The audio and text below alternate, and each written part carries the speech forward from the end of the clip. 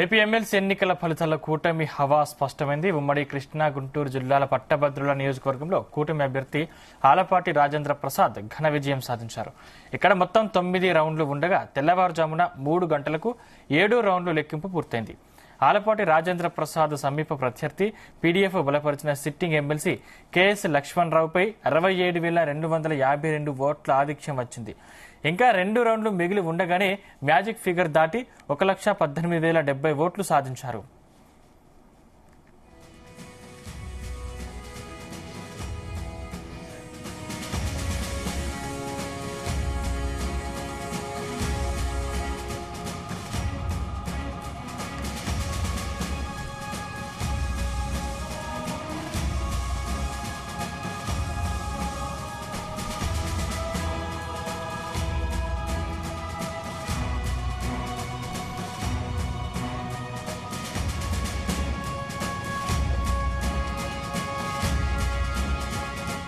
దాదాపు 6 నెలల నుంచి జరుగుతున్నటువంటి ఎన్నికల ప్రస్థానం ఈ రోజుతో ఒక గొప్ప విజయంతో ప్రభుత్వానికి మద్దతుగా ఎన్డీఏ కూటమి నాయకత్వాన్ని మరొకసారి సమర్థించినటువంటి ప్రజలకి,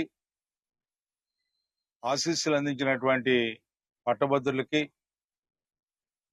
సహకరించినటువంటి ప్రతి వర్గానికి కూడా నా హృదయపూర్వకమైనటువంటి ధన్యవాదాలు తెలుపుకుంటా ఉన్నా. ఇది ఒక అపూర్వమైనటువంటి విజయంగా మనం భావించాలి. ఎందుకంటే రకరకాల ప్రయత్నాలు,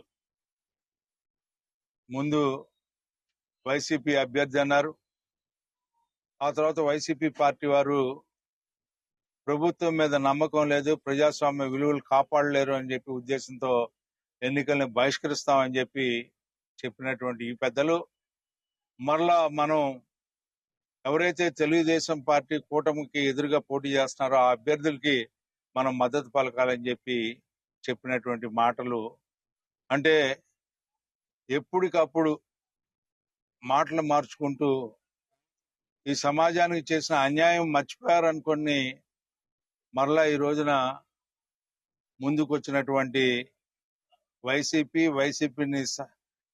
వైసీపీ సమర్థించినటువంటి పీడీఎఫ్ అభ్యర్థి ఇద్దరికి కూడా ప్రజలు గుణపాఠం చెప్పారని చెప్పి నేను అనుకుంటా ఉన్నా.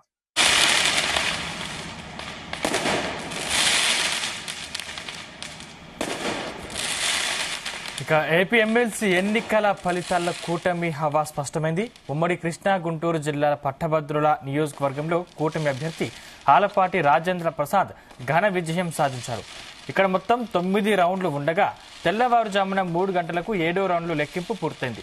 ఆలపాటి రాజేంద్ర ప్రసాద్ సమీప ప్రత్యర్థి పీడీఎఫ్ బలపరిచిన సిట్టింగ్ ఎమ్మెల్సీ కేఎస్ లక్ష్మణరావుపై 67,252 ఓట్ల ఆధిక్యం వచ్చింది. ఇంకా 2 రౌండ్లు మిగిలి ఉండగానే మ్యాజిక్ ఫిగర్ దాటి 1,18,070 ఓట్లు సాధించారు. ఇదే అంశానికి సంబంధించిన మరిన్ని పూర్తి డీటెయిల్స్ మా ప్రతినిధి నాగేశ్వరరావు అందిస్తారు. నాగేశ్వరరావు.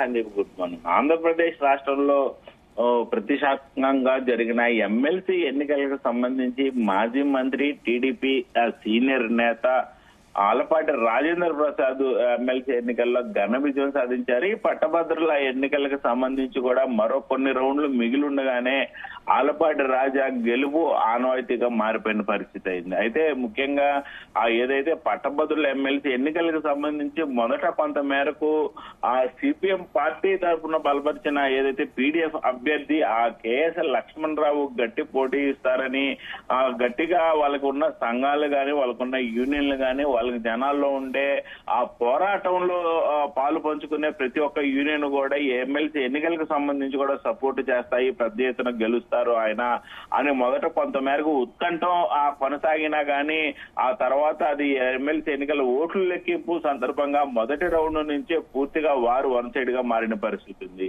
ఇప్పటికే ఆయన సిట్టింగ్ ఎమ్మెల్సీ ఆయన పరిస్థితి ఉంది.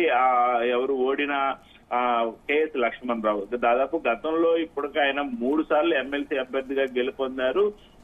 ఈసారి మాత్రం ఆయనకి ఓటమి ఎదురైంది ఆలపాటి రాజా రూపంలో. దాదాపు 2027, 2029 గుంటూరు కృష్ణా ఉపాధ్యాయుల ఎమ్మెల్సీ ఎన్నికల్లో ఆయన కేఎస్ లక్ష్మణరావు గెలుపొందిన పరిస్థితి ఉంది. అలాగే 2015లో ఆ టీడీపీ అభ్యర్థి రామకృష్ణ చేతిలో కూడా ఆయన మొదటిసారి ఓటమి చవి చూశారు. అలాగే 2019 ఎన్నికల్లో ఆయన గెలుపొందారు. ప్రస్తుతం 2025 ఎన్నికల్లో మరలా టీడీపీ అభ్యర్థి ఆలపాటి రాజేంద్ర ప్రసాద్ చేతిలో ఓడిపోయిన పరిస్థితి ఉంది. దాదాపుగా ఇప్పుడు 2 సార్లు ఆయన ఓడిపోయారు. 2 సార్లు కూడా టీడీపీ చేతిలోనే ఓడిపోయిన పరిస్థితి ఉంది. మిగతా 3 సార్లు ఆయన గెలుపొందిన పరిస్థితి ఉంది 5 సార్లు పోటీ చేయగా.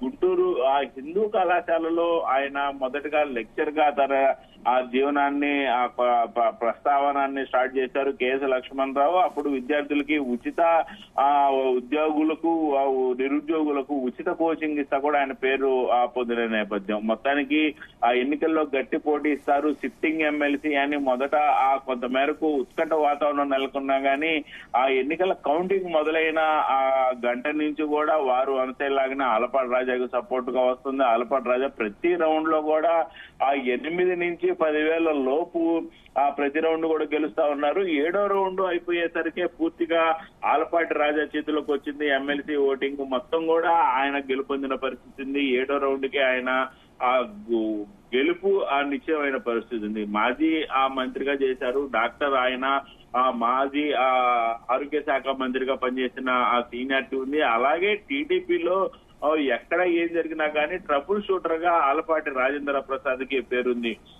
చనిపోయిన కోడలి శివప్రసాద్ గాని అలాగే ఎవరైతే టీడీపీలో అలిగి పక్కకు వెళ్తారో అలిగిన వల్ల ప్రతి ఇంటికి కూడా రాష్ట్ర వ్యాప్తంగా ఎక్కడ ఎవరింటికి వెళ్ళి సమర్థవంతంగా మాట్లాడాలన్నా సమర్థవంతంగా వారిని పార్టీ తరఫున ఒప్పించడానికి గాని పార్టీకి అలిగిన వారికి వారధిలాగా మధ్యలో ఆలపాటి రాజేంద్ర ప్రసాద్ పనిచేస్తారంటంలో ఎటువంటి సందేహం లేదు. ఆయనకి టీడీపీ పార్టీ ట్రబుల్ షూటర్ గా కూడా పేరున్న పరిస్థితి ఉంది.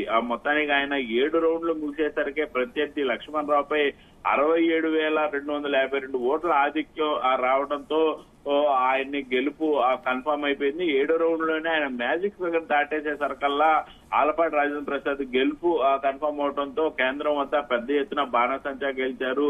ఆయన విజయ విక్టరీ చూపించారు. దాదాపుగా 9 రౌండ్లు ఉండగా 7వ రౌండ్ కి తెల్లవారుజామున 3 గంటలకే ఆయన పూర్తి ఆధిక్యం రావడంతో పీడీఎఫ్ బలపరిచిన సిట్టింగ్ ఎమ్మెల్సీ కేఎస్ లక్ష్మణరావుపై దాదాపు ఆయన ఆధిక్యంలోకి వచ్చారు. మ్యాజిక్ ఫిగర్ 1,18,000 ఓట్లు ఆయన సాధించిన పరిస్థితి అయింది. దాదాపుగా ఆలపాటి రాజేంద్ర ప్రసాద్ గెలుపు కోసం ప్రతి ఒక్క ఎమ్మెల్యే దాదాపు 2 ఉమ్మడి జిల్లాల్లో గుంటూరు ఉమ్మడి జిల్లాలు అలాగే కృష్ణా ఉమ్మడి జిల్లాల్లో మొత్తంగా చూసుకుంటే దాదాపుగా 5 జిల్లాల్లో ఎన్నికల ప్రచారానికి సంబంధించి కూడా ప్రతి ఒక్క ఎమ్మెల్యే కూడా బాధ్యత తీసుకోవాలంటూ ముఖ్యమంత్రి చంద్రబాబు నాయుడు, నారా లోకేష్, పవన్ కళ్యాణ్ ముగ్గురు పిలుపునిచ్చిన నేపథ్యంలో ప్రతి ఒక్క నియోజకవర్గంలో కూడా స్థానిక ఎమ్మెల్యే టీడీపీ ఎమ్మెల్యే ప్రతి ఓటర్ ఇంటికి వెళ్లారు. ఓటర్ తలుపు తట్టారు. ఎన్డీఏ కూటమి అధికారంలోకి వచ్చిన తర్వాత ఏ రకంగా అభివృద్ధి కార్యక్రమాలు చేసింది అలాగే నిరుద్యోగుల కోసం ఉద్యోగుల కోసం పీఆర్సీ కోసం కానీ ప్రతి ఒక్క అంశం కూడా ఆలపాటి రాజేంద్ర ఎలాగా ప్రభుత్వం దృష్టికి తీసుకెళ్లి పనులు చేపిస్తారంటూ కూడా ప్రతి ఒక్కరు వివరించిన పరిస్థితి. అలాగే గుంటూరు జిల్లాకి సంబంధించి కానీ కృష్ణా జిల్లాకు సంబంధించి ఈ ఎన్నికలకి స్పెషల్ ఇన్ఛార్జి మంత్రులు వేశారు. మంత్రుల పర్యవేక్షణలో జరిగింది. అలాగే కార్పొరేషన్ చైర్మన్లు కార్పొరేషన్ డైరెక్టర్లు పార్టీకి సంబంధించిన సీనియర్ నేతలు మొత్తంగా 1 కాదు 2 కాదు దాదాపుగా 10ల సంఖ్యలో వివిధ జిల్లాలకు సంబంధించిన వాళ్ళందరూ కూడా నియోజకవర్గాల్లో తిష్ట వేశారు. నియోజకవర్గాల్లో ప్రతి ఓటర్ ఇంటికి వెళ్లారు. ఓటర్ తలుపు తట్టారు. ఆలపాటి రాజేంద్ర ప్రసాద్ గెలుపు కోసం పెద్ద ఎత్తున కూడా కృషి చేసిన పరిస్థితి ఉంది. మొత్తంగా ప్రతి ఒక్క ఎమ్మెల్యే అలాగే ప్రతి ఒక్క కార్పొరేషన్ చైర్మన్లు గాని డైరెక్టర్లు గాని మంత్రులు గాని పార్టీ సీనియర్ నేతలు గాని మొత్తంగా ఆలపాటి రాజేంద్ర ప్రసాద్ కోసం కృషి చేశారు. వెలసి ప్రతిష్టాత్మకంగా జరిగిన ఎమ్మెల్సీ ఎన్నికలకు సంబంధించి ఆలపాటి రాజేంద్ర ప్రసాద్ గెలిచిన పరిస్థితి ఉంది. దాదాపుగా ఆయన 2024 ఎన్నికలకు సంబంధించి ఎన్డీఏ కూటమిలో తెనాలి నియోజకవర్గం నుంచి ఆయన ఎమ్మెల్యేగా గెలుపొందాల్సింది. దాదాపుగా గత 15-20 సంవత్సరాలుగా ఆయన తెనాలి నియోజకవర్గానికే ప్రాతినిధ్యం వహిస్తా ఉన్నారు. ఆయన తెనాలి నియోజకవర్గం నుంచే ఎమ్మెల్యేగా పోటీ చేస్తున్నారు టీడీపీ తరఫు నుంచి. అయితే ఎన్డీఏ కూటమి పొత్తుతో జనసేన పార్టీ పొత్తుతో ఆలపాటి రాజేంద్ర ప్రసాద్ ని తెనాలి నియోజకవర్గంలో జనసేన పార్టీలో పవన్ కళ్యాణ్ తర్వాత 2వ వ్యక్తిగా ఎదిగిన ఆ మనోహర్ కు ఆ టికెట్ తెనాలి టికెట్ కేటాయించడంతో ఆలపాటి రాజేంద్ర ప్రసాద్ కి భంగపాటు తప్పలేదు. అయితే ఆలపాటి రాజేంద్ర ప్రసాద్ కి ఏమి చేస్తాము అని చెప్పడంలో కొంత మేరకు అలసత్వం వహించిన టీడీపీకి ఆ ఎన్నికల సమయంలో ఆలపాటి రాజేంద్ర ప్రసాద్ షాక్ ఇచ్చారని చెప్పుకోవచ్చు. ఆయన పార్టీ మారుతున్నట్లు కూడా ఆ పెద్ద ఎత్తున సమాచారం వచ్చింది. ఆయనకు సంబంధించిన ముఖ్య అనుచరులతో కూడా ఆ సమావేశం ఏర్పాటు చేసుకున్నారు. హోటల్లో మీటింగ్ జరుగుతున్న క్రమంలో ఆలపాటి రాజేంద్ర ప్రసాద్ ని స్వయంగా ఆ చంద్రబాబు నాయుడు పిలిచి పార్టీలోనే ఉండాలని, ఎటు వెళ్లొద్దని, ఆలపాటి రాజేంద్ర ప్రసాద్ కావాల్సినవన్నీ పార్టీ చూసుకుంటుందని చెప్పడంతో ఆయన కొంత మేరకు అలిగిన తర్వాత పార్టీలోనే కంటిన్యూ అయ్యారు. మొత్తానికి ఆయన్ని గుర్తించిన పార్టీ ఆయనకి ఉపాధ్యాయుల పట్టభద్రుల ఎమ్మెల్సీకి సంబంధించి టికెట్ కేటాయించింది. ఆ టికెట్ లో ఆయన కష్టపడ్డారు, తిరిగారు. ప్రతిరోజు కూడా ప్రతి ఒక్క ఆ జిల్లాలోని నియోజకవర్గాల్లో ప్రతిరోజు ఏదో ఒకసారి కవర్ చేశారు, మీటింగ్లు పెట్టారు. ఆ మొత్తానికి విజయం సాధించారు. దాదాపుగా మొత్తం పోలైన ఓట్లు 2,41,774. అయితే దాంట్లో చెల్లుబాటైన ఓట్లు 2,14,000 చిల్లర వచ్చింది. అయితే మొత్తానికి చెల్లని ఓట్లు 26,000 ఉండటమే కొంత మేరకు రాష్ట్రాన్ని ఆశ్చర్యపరుస్తుంది. పట్టభద్రులే 26,000 మంది ఓట్లు వినియోగించుకోపోయారంటే సామాన్యుల పరిస్థితి ఏందని. అలాగే అభ్యర్థి కేఎస్ లక్ష్మణ్ రావుకి 62,000 ఓట్లతో వచ్చేది. మొత్తానికి ఆంధ్రప్రదేశ్ లో మరొకసారి ఆలపాటి రాజేంద్ర ప్రసాద్ గెలుపుతో టీడీపీలో అయితే సంబరాలు జరుపుకున్నట్లయితే ఎటువంటి సందేహం లేదు. Thank you Nageswararao.